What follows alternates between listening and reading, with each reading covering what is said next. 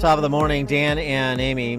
There's a Canadian MP named Pierre Poilievre who is running for PM, running to be the next prime minister to succeed that grade school drama teacher that Canadians made their PM, Trudeau. Was he on term limits? I don't remember. And he's been making the rounds, making his case.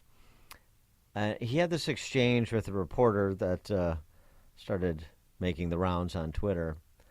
And it's really, it not only speaks to sort of the common sense policies, the explication of the fiscal recklessness and cultural Marxism that's attendant to the Trudeau years, but also that you need to go after these institutions that are fraudulent, that have public-facing fraudsters that are just flax for the state. Like, for example, the Canadian Press Corps, no different than the D.C. Press Corps, no different than the Chicago Political Press Corps. So here's an exchange. He's eating an apple, by the way. Between the two. It is exactly the proper level of disdain and ridicule, and he does such a nice job because he exposes this reporter, like so many of the reporters, for the dim bulbs that they are. They have nothing. They have a narrative to spin, and they want to give the appearance of legitimacy by asking the subject they're about to smear. Well, Pierre's onto them. On the topic, I mean, in terms of your sort of strategy currently, you're obviously taking the populist pathway. What does that mean? Well, appealing to people's more emotional levels, I would guess. I mean, certainly you tap very strong ideological language quite frequently. Like what? Left wing, this and that, right wing. I mean, it's that type of ideological thing. I never really talk about left or right. Anyways, I don't really believe in that. Okay, a lot of people would say that you're simply taking a page out of the Donald Trump book. Like which people would say that? Well, I'm sure a great many Canadians, but like who? I don't know who, but well, you're the one who asked the question, so yeah. You must know somebody. Okay, I'm sure there's some out there, but anyways, the point of this question is, I mean, why should Canadians trust you with their vote, given not just the sort of ideological inclination in terms of taking the page out of Donald Trump's book, but what are you also talking about? What page? What page? Can you give me a page? Give me the page. You keep saying in terms of turning things quite dramatically in terms of Trudeau and the left wing and all of this. I mean, you make quite a it's quite a play that you make on it. So I'm not just sure. wondering. I don't know what your question is. Then forget that. Why should Canadians trust you with their vote? Common sense. Okay. Common sense for a change. We're going to make common sense common in this country. We don't have any common sense in the current government. The guy prints $600 billion, grows our money supply by 32% in 3 years. That's growing the money 8 times faster than the economy. No wonder we have the worst inflation in 4 decades. I'm going to cap spending, cut waste, so that we can balance the budget and bring down inflation and interest rates. You'll want to be able to pay your mortgage again? You want to be able to afford rent? Then you have to vote for Pierre Poilievre, because I'm the only one with a common sense plan that will bring back the buying power of your paycheck. No, the last piece of it was nothing particularly groundbreaking, but the whole point is that he spent the first 90 seconds just pillaring the reporter who was making statements that were supposed to go unchallenged. Before he got to the pedestrian question of why should Canadians vote for you? Right. I mean, that reporter couldn't even look him in the eye when he was asking him questions. Well, because he doesn't expect to be challenged. I mean, it's a real tutorial on how you have to deal with these people. And by the way, that generates a lot of interest, too, because repeating those last lines about common sense and cap on spending and fiscal sanity and so forth, those don't have a lot of currency because, as we were just talking with Steve Moore, there's a lot on the center right, even the more conservative right, that really haven't lived up to that rhetoric, and so people are understandably jaded. But showing the willingness to go after the Praetorian Guard is what people want to see, so they believe maybe this guy or gal is really willing to put in the fight that's required. It's a nice example. Scott McKay is the publisher of the Hayride, contributing editor at the American Spectator, and author of the Revivalist Manifesto. He joins us now. Scott, thanks for being with us. Appreciate it. Hey, thanks for having me, Dan. Maybe we can see something. Maybe we can see something in Canada that we've seen recently in New Zealand and Ecuador, and even in Louisiana.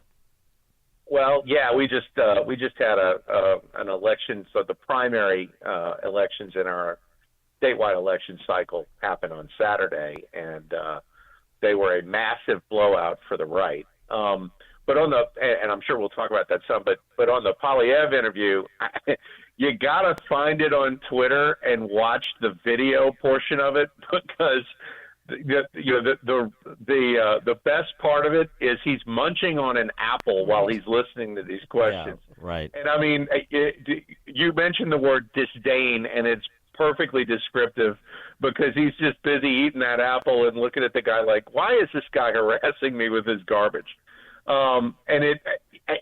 I come from, when I first got started in journalism, I was the publisher of a sports publication that covered LSU. And, not long after we got started, Nick Saban got hired as the coach. And every press conference that Saban gave was the Pierre Polyev interview.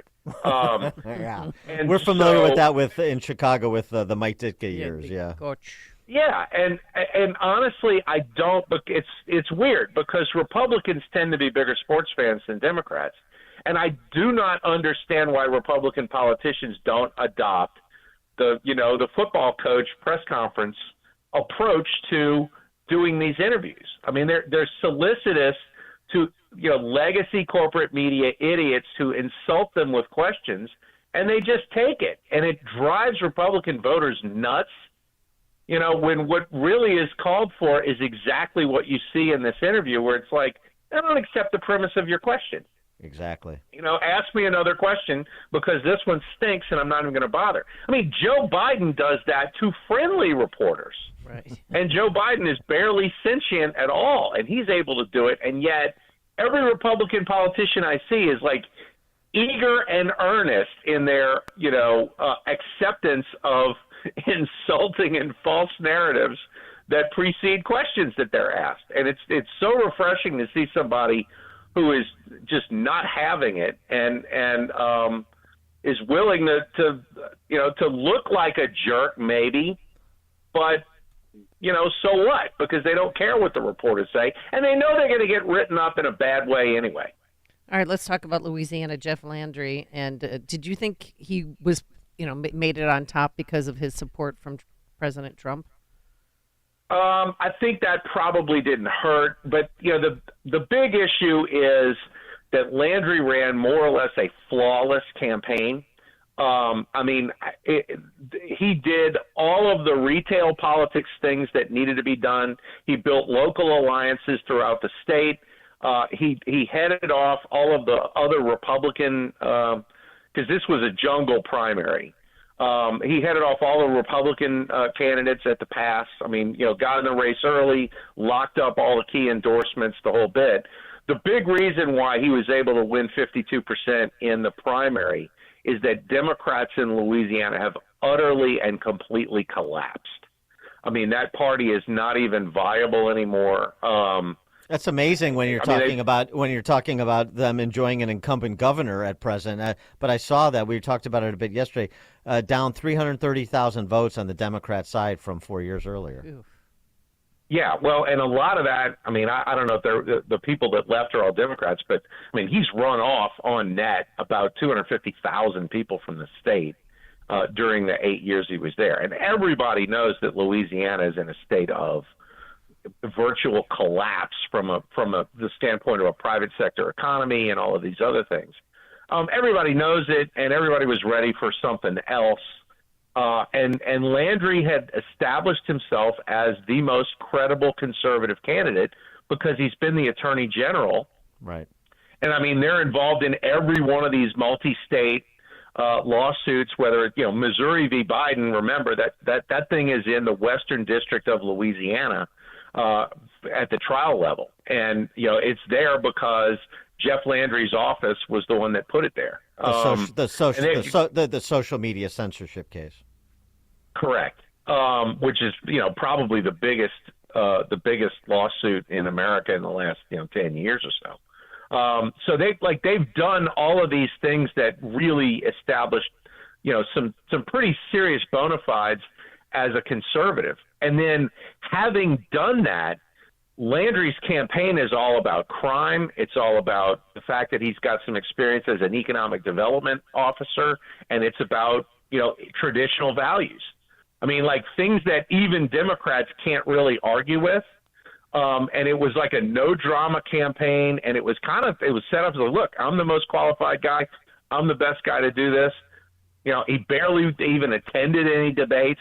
He didn't take questions from reporters that would be, insulting or damaging or whatever. I mean, the papers in the state have been after this guy for a long time, and he basically just ignored them because they don't have the reach that they used to.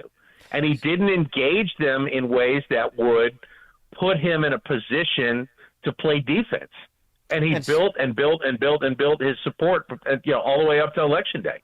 So is there? I mean, we have a governor's race in Kentucky too, and there's a lot of blue dog Democrats in Kentucky, like in Louisiana, and that's a competitive race in a state that goes red routinely for presidential elections, but not necessarily at the state level. Daniel Cameron's an attractive candidate, also an attorney general. So I wonder if, let's say Daniel Cameron wins, and you see similar depressed turnout among Democrats and enthusiasm among Republicans, particularly with certain demographics where the depression is real, and so is the enthusiasm on the other side. Is there anything that we should extrapolate from? Let's start with Louisiana for next year. Well, I wish I could say yes. I don't know if national Republicans are capable of running the kind of campaign that Landry ran. Mm-hmm. Very much a retail campaign in that, he did all of his work sort of under the surface, building alliances, making sure he had the right people there to get the vote out, and all of those kinds of things, and setting himself up as, sort of the brand X candidate. Like he was the guy that was going to win the race. And, national Republicans are so bad at creating that persona that, it always seems like our people are desperate. And Jeff kind of broke through that largely because he's run a whole bunch of campaigns and he's won like all but one of them. I mean, it's like he just has the aura of a winner as he runs. And we we don't do a very good job of that. And I mean, I just don't know if we're talking about congressional and senatorial elections. You have to find candidates who can exude that. Well, let's talk about urban centers in blue states or even swing states, and because they're the urban centers and their footprint, the suburban areas of urban centers are critically important in places like Georgia, North Carolina, Wisconsin, and so forth. So New Orleans has the highest murder per capita rate in the country, and I wonder what the turnout and the split was like there, if that's any indication of urban denizens, including minorities, maybe not going over to the Republican Party, but not being able to bring themselves to support the Democrats anymore, right? Well, okay, and there I can give you some numbers. So statewide, on Saturday, the turnout was 35.8%, and in Orleans Parish, which is New Orleans, it was only 27%. Okay, and the Democrat who got 26% statewide got 75% in Orleans. But they just didn't show up, and it's like you said, New Orleans is a shooting gallery, and it's a city in an abject state of collapse, and everybody knows it, and so the place is run all by Democrats. The state has been run by Democrats, and the results are awful. And so their voters don't really believe anymore. And I think, because it's all machine politics, the machine does break down over time when there's no performance. Like in your city, the Daily Machine generally accomplished decent social services in Chicago for like a long time, right? And that's why people tolerated a lot of what the Daily Machine did. But when things start breaking down, you can't get people engaged anymore. And that's when, change happens. So I think that's what's happened in New Orleans. And New Orleans is dominated by like out-of-state money that flows through these Soros nonprofits. That is what controls the politics in New Orleans, just like a lot of other cities are that way. But the problem is that when nothing works, it's hard to keep ginning people up to go vote.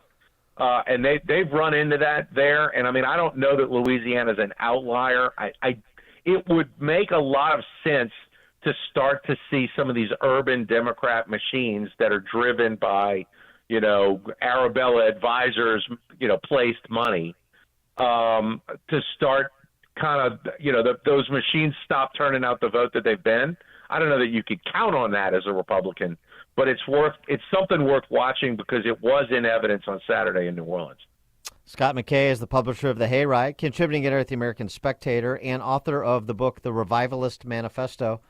Scott, thanks as always. Appreciate it. See y'all. Take care. Thank you. And he joined us on our turnkey.pro answer line. Connect with Dan and Amy on the AM 560 The Answer mobile app. Just text the word app to 64636 to download the app today.